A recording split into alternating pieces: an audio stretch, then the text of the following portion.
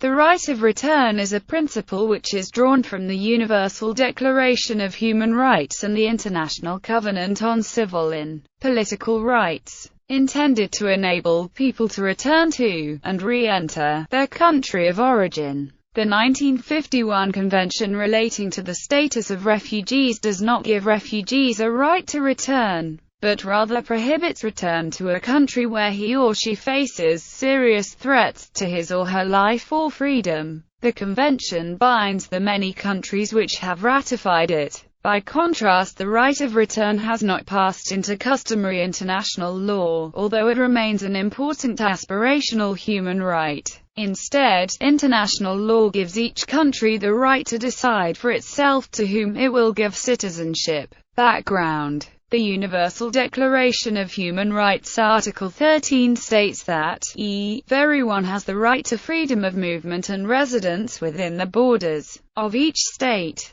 Everyone has the right to leave any country, including his own, and to return to his country. There is disagreement as to what this actually means in practice, as well as whether country refers to a state or a specific area of land. In addition, the change from state to country from the first sentence to the second clouds the issue, because many countries are nation-states predicated on the right to national self-determination. Such countries often identify a special link between them and persons identified with the nation, or people, whose self-determination that country enables. National laws implementing a right of return tend to be predicated on that link, because they give people of a certain background preferential immigration. However, such laws are controversial, especially where they are perceived to be at the expense of other people who want to immigrate or return. Reacquisition: some countries, such as the Philippines, have devised means to reacquire or retain former citizens who lost their citizenship upon accession to another country,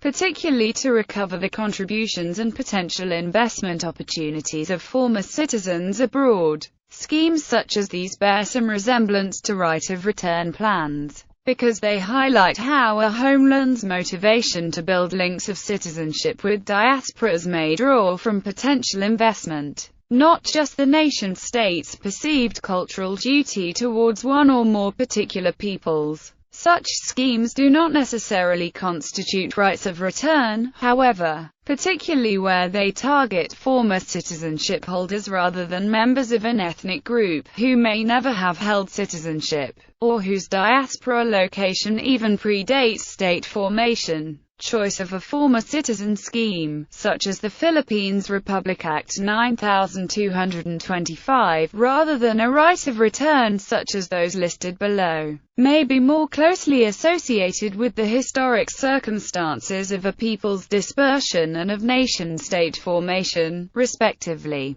than with principled choices between them. Use of a right of return is therefore more likely in nation-states constituted more recently or whose diasporas are long-standing, and less likely in nation-states constituted earlier or whose diasporas were constituted more recently.